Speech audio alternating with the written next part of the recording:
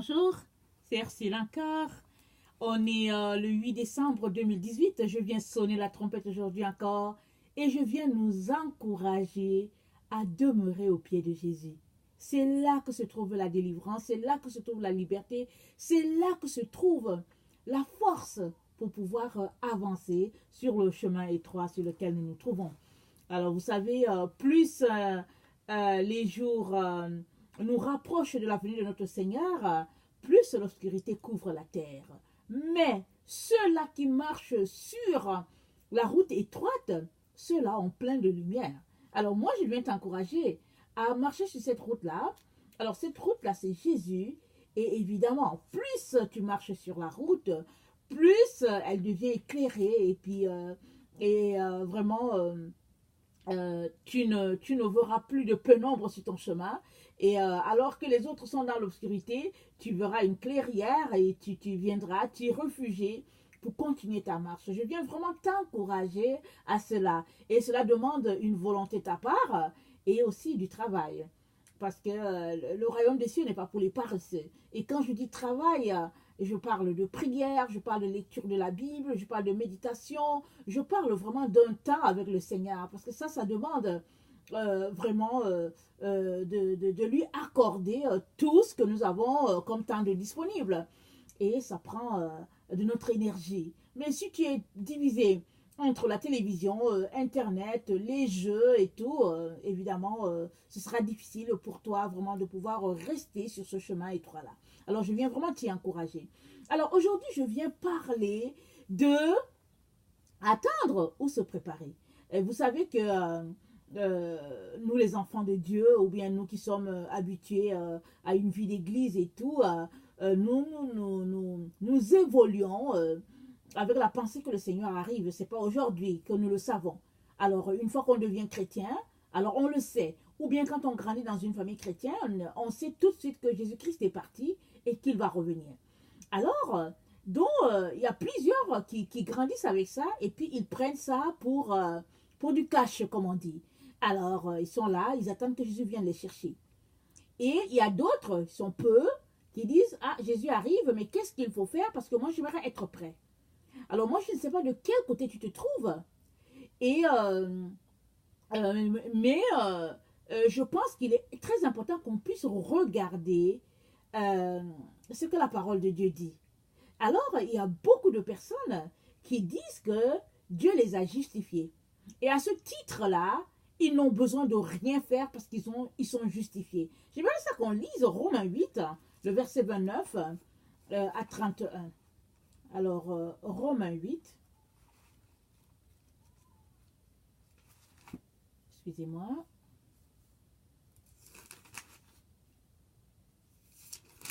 Romains 8, le verset 21 à 31. Est-ce que c'est bien ça que j'ai dit? Le verset 29, pardon, à 31. Ok. Car ceux qu'il a connus d'avance, il les a aussi prédestinés à être semblables à l'image de son Fils, afin que son Fils fût le premier-né entre plusieurs frères. Et ceux qu'il a prédestinés, il les a aussi appelés. Et ceux qu'il a appelés, il les a aussi justifiés. Et ceux qu'il a justifiés, il les a aussi glorifiés. Que dirions-nous donc à l'égard de ces choses? Si Dieu est pour nous, qui sera contre nous? Lui qui n'a point épargné son propre Fils, mais qui l'a livré pour nous tous, comment ne nous donnera-t-il pas aussi toutes choses avec lui? Qui accusera les élus de Dieu? C'est Dieu qui justifie. Qui les condamnera? Christ est mort, bien plus, il est ressuscité, il est à la droite de Dieu et il intercède pour nous. Qui nous séparera de l'amour de Christ? Serait-ce la tribulation, ou l'angoisse, ou la persécution, ou la faim, ou la nudité, ou le péril, ou l'épée? Selon qu'il est écrit, c'est à cause de toi qu'on nous met à mort tout le jour, qu'on nous regarde comme des brebis destinées à la boucherie.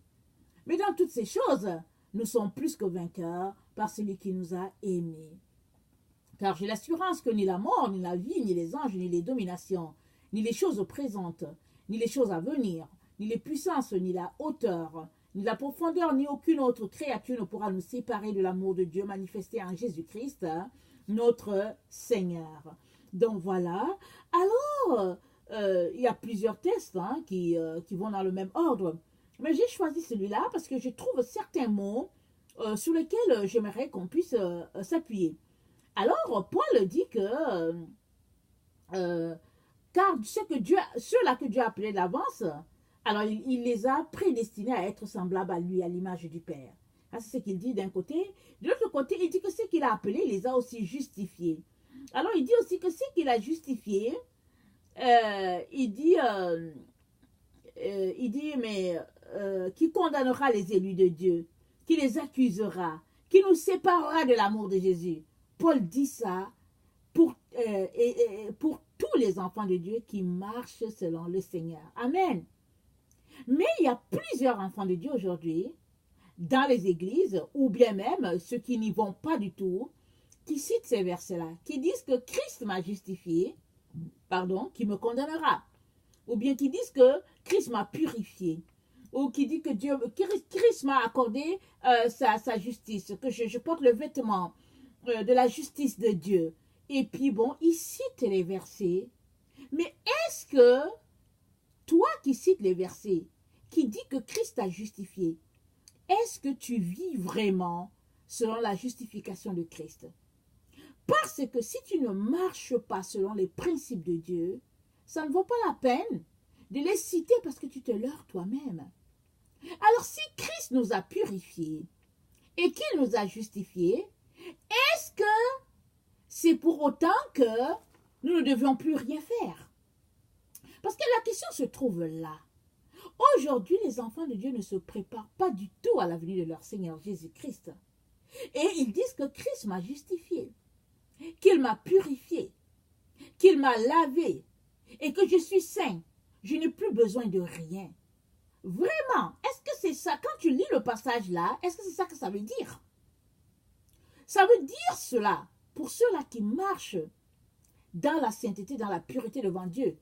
Pour ceux-là qui connaissent leur identité et qui ont choisi de marcher strictement selon les Écritures parce qu'ils ont un amour envers le Seigneur. Mais si toi, tu t'es engagé envers Jésus-Christ et que tu marches en ennemi de la croix, comment peux-tu t'asseoir et dire que Christ t'a justifié et qu'il t'a lavé et qu'il t'a purifié et que tu n'as plus besoin de te préparer? Parce que si vraiment Christ t'a justifié, alors chaque jour tu devais venir devant Dieu à tout moment pour lui dire: Seigneur, pardonne-moi, aide-moi à demeurer dans tes voies, pardonne-moi pour mes pensées qui ne sont pas les tiennes. Tu devrais mener une vie de repentance à chaque jour, à chaque seconde. Parce que Christ est parfait. Il est saint, il est pur. Et nous sommes des personnes aux lèvres souillées, comme a dit Ésaïe. Et malgré le fait que Jésus-Christ nous encadre, nous protège et tout, très très souvent, il nous arrive de pécher malgré nous. Alors, il est donc important qu'on puisse réaliser que si Christ nous a justifiés, qu'il nous a pardonnés, qu'il nous a lavés, qu'il nous a purifiés et tout ça là, tout ce que Jésus-Christ a acquis pour nous, il l'a acquis dans sa position de sauveur pour nous, afin que on puisse réaliser que le péché qui pesait sur nous, la malédiction du jardin d'Éden a été ôtée par le Seigneur afin que toi et moi puissions mener une vie victorieuse. Mais ce n'est pas pour que toi et moi nous restons les bras croisés en disant que Jésus-Christ va venir nous prendre. Parce qu'il est très important de sortir du leurre. Il est très important de sortir des rêves. Parce que ce n'est pas comme ça que les choses marchent. Si tu penses vraiment que Jésus-Christ t'a justifié, qu'il est ton sauveur, qu'il est ton époux, qu'il est ton maître, et que tu ne vis que pour lui, alors tes actions devraient montrer que c'est ça.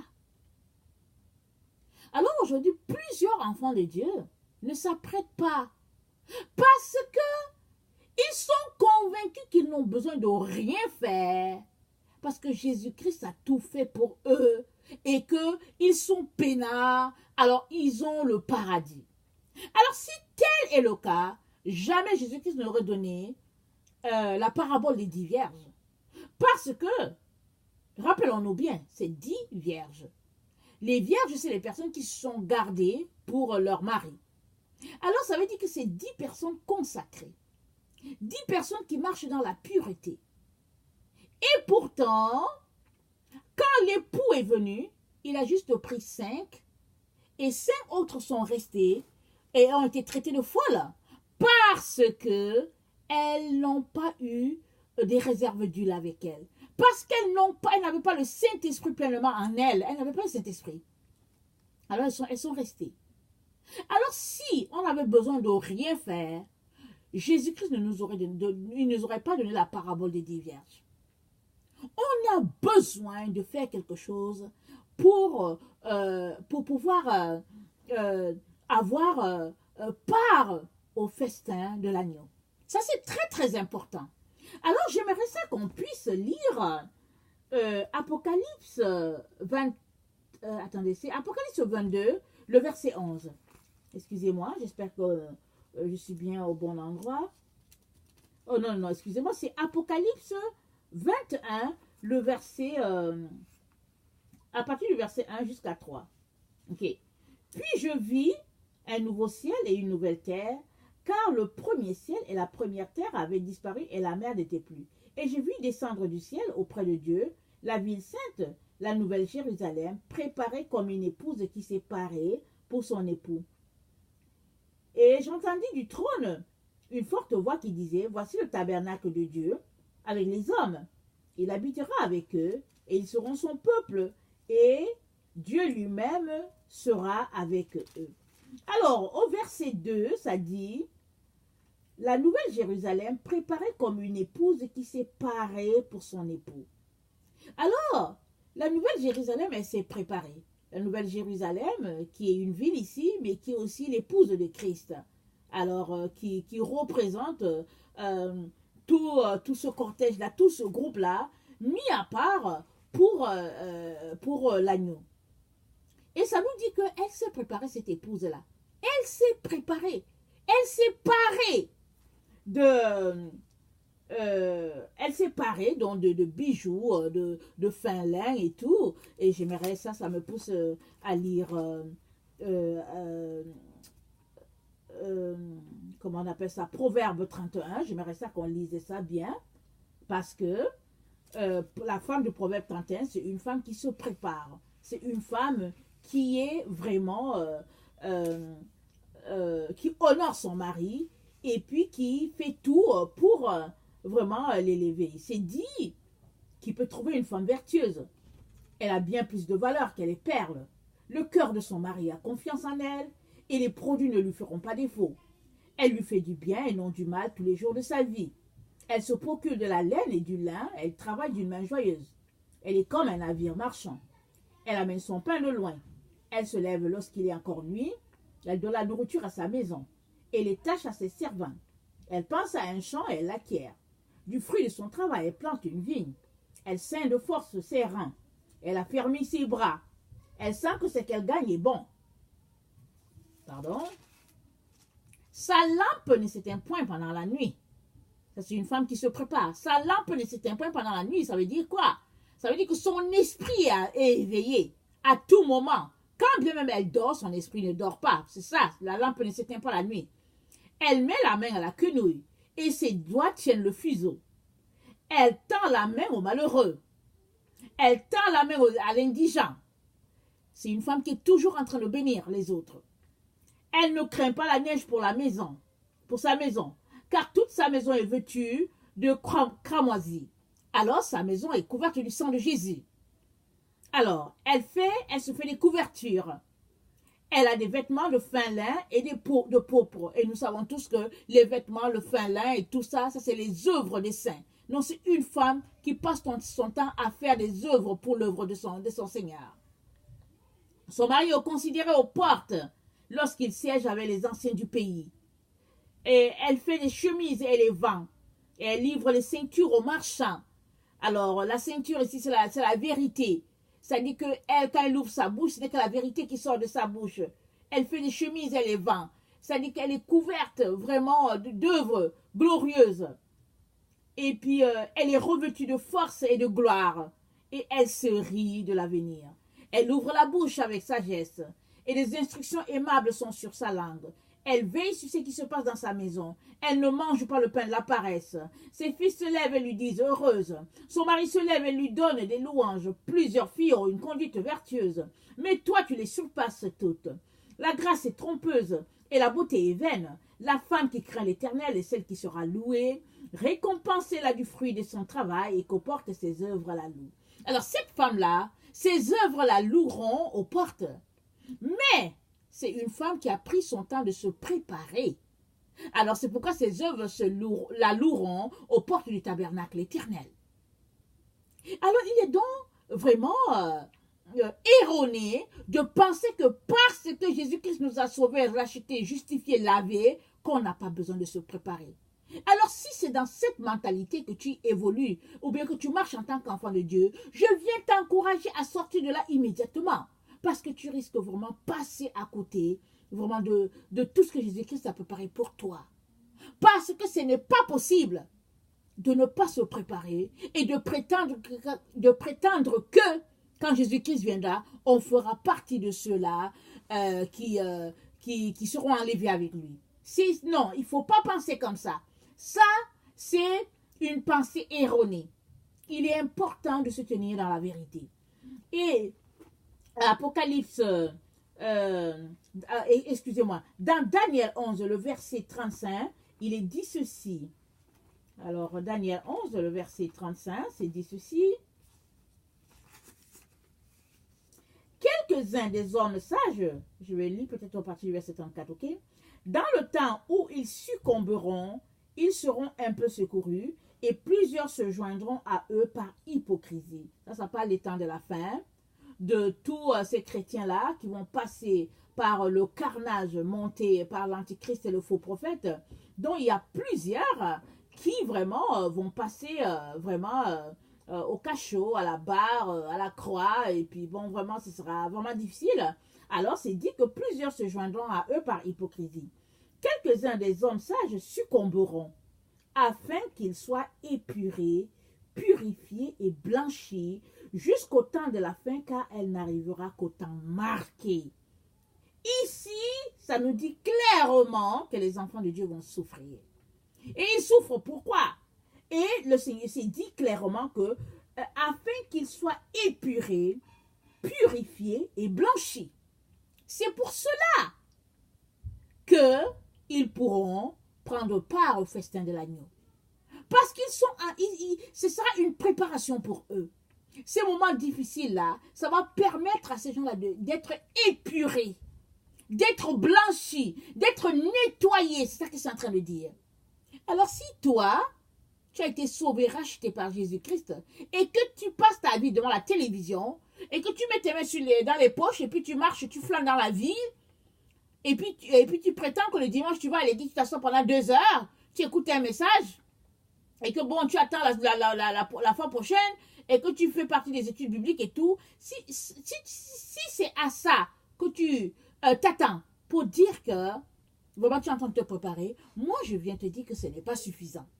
Je viens te dire qu'il est très important que tu prennes plus de temps avec le Seigneur. Parce qu'en principe, on a 24 heures. Tous les 24 heures devraient appartenir à Jésus-Christ. C'est Jésus-Christ qui devrait te dire comment gérer tes 24 heures. Évidemment, tu as du temps pour dormir, je ne sais pas si c'est 5 ou 6 heures. Mais le reste du temps, ça appartient au Seigneur. Alors, c'est à lui de te dire quel est le temps qu'il a pour toi pour que tu ailles travailler dans le milieu séculier et comment tu peux gérer ton temps pour tirer le maximum vraiment de la gloire de Dieu dans ce temps-là. Parce que aimer Jésus-Christ, c'est prendre du temps avec lui. Aimer Jésus-Christ, c'est vraiment avoir ce temps d'intimité-là et lui dire combien tu l'aimes et ça se mesure en temps. Alors, mais si tu es quelqu'un qui ne te prépare pas, et que tu prétends que Jésus-Christ t'a justifié, qu'il t'a blanchi, qu'il t'a lavé et tout, et que bon, ça suffit comme ça, alors je viens te dire que tu es en train de faire fausse route. Alors, j'aimerais aussi qu'on lise le psaume 119, le verset 130.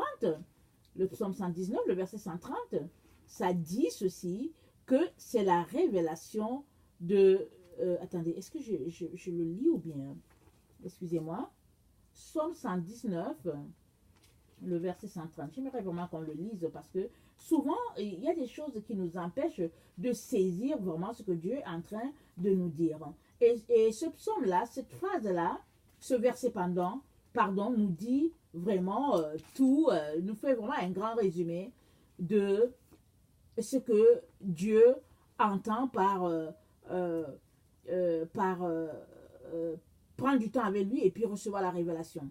C'est dit, le psaume 119, le verset 130, voilà, c'est dit, la révélation de tes paroles est claire. Elle donne l'intelligence au simple. J'ouvre la bouche et je soupire, car je suis avide de tes commandements. J'ai lu le verset 130 et le verset 131. C'est la révélation de la parole de l'Éternel qui donne l'intelligence au simple. C'est sa parole. C'est la révélation de la parole. Alors je viens t'encourager à demander à Dieu de te révéler sa parole. Quand tu as la révélation de sa parole, tu saisis pleinement ce qu'il est en train de te dire dans le sens qu'il veut que tu saisisses. Parce qu'il ne s'agit pas de lire juste la parole. Il faut saisir la révélation. Et souvent, on a besoin d'avoir la connexion de la pensée de Christ. Et ça demande vraiment de prier, de demander au Seigneur qu'il puisse nous l'accorder. Parce que sinon, quand on va lire la parole, on va le comprendre de façon intellectuelle. La parole de Dieu, ça ne se comprend pas de façon intellectuelle, ça se comprend avec le cœur. Et le cœur, quand on parle de cœur, on parle d'amour, on parle de passion. Alors, si tu es quelqu'un qui aime le Seigneur, tu ne l'aimes pas avec ta tête. Tu l'aimes avec ton cœur. Et c'est comme ça que, de cœur à cœur, tu peux saisir ce que Jésus-Christ est en train de te dire. Parce que si tu es quelqu'un qui passe le temps avec lui, très souvent, tu n'as pas besoin de parler. Tu viens, tu t'assois, et puis vous parlez cœur à cœur. C'est des moments extraordinaires. Mais si tu n'as pas la révélation de sa parole, tu n'auras pas l'intelligence et la sagesse qui émanent de cette parole-là. Et tu vas te dire que, puisque Jésus-Christ t'a justifié et qu'il t'a purifié, tu n'as plus besoin de rien. Et tu vas te retrouver à marcher dans le péché, dans le compromis. Alors que, si Jésus-Christ t'a épuré, qu'il t'a purifié, qu'il t'a justifié, qu'il t'a lavé, qu'il t'a blanchi, c'est justement pour que tu puisses marcher chaque jour dans la sainteté. C'est-à-dire que il a fait tout cela pour que toi, aujourd'hui, tu aies la force de ne pas marcher dans le péché. Que tu aies la force de renoncer à toutes ces choses-là qui sont charnelles et que tu puisses te tourner vers lui. Sinon, tu ne pourras pas connecter à toutes ces choses-là qui sont divines. Tu ne pourras pas. Alors, il est important qu'on puisse vraiment nous préparer. Si on ne se prépare pas, Jésus-Christ viendra et, en tout cas, on sera là ébahi et puis on va voir les choses se passer et puis on sera tout simplement étonné. Alors, je viens vraiment nous encourager à demander au Seigneur de nous montrer comment on peut se préparer de telle sorte que ça lui est agréable. Ça lui soit, agréable. Dans Apocalypse 22, le verset 11, c'est dit ceci. Excusez-moi. Que celui qui est juste soit encore juste. Que celui qui est souillé se souille encore. Et que le juste pratique encore la justice. Et que celui qui est saint se sanctifie encore. Voici, je viens bientôt. Et ma rétribution est avec moi, pour rendre à chacun selon ce qu'est son œuvre. Je suis l'alpha et l'oméga, le premier et le dernier, le commencement et la fin. Heureux ceux qui lavent leurs robes, afin d'avoir droit à l'arbre de vie, et d'entrer par les portes dans la ville. Dehors, les chiens, les enchanteurs, les impudiques, les meurtriers, les idolâtres, et quiconque aime et pratique le mensonge. Donc, tout a été résumé là. Jésus nous dit, heureux ceux qui lavent leur robe, afin d'avoir droit à l'arbre de vie. Cet arbre de vie-là pour lequel Dieu a chassé Adam et Ève du jardin d'Éden afin qu'ils n'aillent pas toucher, parce qu'ils allaient vivre éternellement dans le péché, avec le péché dans leur corps, et il n'y aurait aucune possibilité de rédemption pour toi et moi. Alors Dieu les a chassés. Et maintenant, tous ceux-là qui lavent leurs robes auront droit à goûter à cet arbre de vie là qui n'est autre que Jésus-Christ. Amen. Alors, on ne peut pas goûter à cet arbre de vie là si on ne se prépare pas. Voilà pourquoi le Seigneur nous encourage vivement à demeurer dans le péché si nous sommes vraiment dans le péché. Il dit que celui qui est injuste soit encore injuste, et que celui qui est souillé se souille davantage, et que celui qui est pur se purifie, et que celui qui est saint se sanctifie encore. Ça demande un acte de notre part, mon cher frère et ma chère sœur. On ne peut pas marcher dans le déni, on ne peut pas marcher dans, au fait, vraiment, je ne sais pas si j'allais dire des rêveries, le rêve, et prétendre que, au fait, on est prêt. On n'est jamais assez prêt. Il n'y a personne qui est assez prêt. Il n'y a personne qui est saint, qui est pur, à tel point que bon, il n'a plus besoin de se sanctifier, de se purifier. Tant que Jésus n'est pas là, on est appelé à nous sanctifier, à nous purifier. Et puis s'il nous a justifiés, c'est pour qu'on puisse marcher en nouveauté de vie. Alors je viens vraiment nous encourager à nous préparer. C'est faux! Ceux-là qui disent qu'on a besoin de rien faire parce que Jésus-Christ a tout payé. Et ils ont les bras croisés et puis ils louent le Seigneur pour dire « Oh Seigneur, merci parce que tu m'as justifié, merci parce que tu m'as lavé, merci. » Oui, c'est bien beau de le dire parce qu'il faut être reconnaissant. Il faut rendre grâce à Dieu tout le temps. Mais la question, elle est celle-ci. Est-ce que alors que tu rends grâce là, est-ce que tu rends grâce parce que tu marches vraiment dans la nouveauté de vie? Ou bien est-ce que tu rends grâce juste pour que les gens te voient? Ou bien est-ce que tu rends grâce juste parce que tu veux cacher ton péché? Il est important, mes chers frères et chères sœurs, qu'on ne s'amuse pas. Parce que comment on va faire? Comment on va faire si un jour on se retrouve devant le Dieu de gloire et qu'on a piétiné le salut qu'il nous a accordé en sacrifiant son Fils, son unique? Comment allons-nous faire? Parce que c'est dit quelque part que quand le maître va venir, il va punir tous ceux-là qui ont vraiment, au fait, lapidé le Fils. C'est dit dans une parabole que Jésus-Christ a donnée. Alors, chers frères et chères sœurs, faisons tout ce que nous pouvons pour pouvoir nous préparer afin qu'on ne puisse pas laisser dehors, comme on a lu, là où il y aura dehors avec les chiens, les enchanteurs, les impudiques. Que le Seigneur vous bénisse. Si tu es quelqu'un qui ne connaît pas le Seigneur, je viens te dire que Jésus-Christ est venu pour l'humanité. Il n'est pas juste mort pour les chrétiens, il est mort pour tout le monde. Alors je viens t'encourager à lui donner ta vie, tu ne regretteras pas. Ce n'est pas une question de musulmans, de chrétiens, de bouddhistes, c'est juste une affaire que Jésus-Christ c'est le pont entre Dieu et les hommes. Alors vraiment, apprêtons-nous à faire partie vraiment de sa famille. Donc voilà, alors moi je vous aime beaucoup et Dieu davantage et soyez vraiment bénis et puis gardez les yeux fixés sur le Seigneur. Amen. Merci.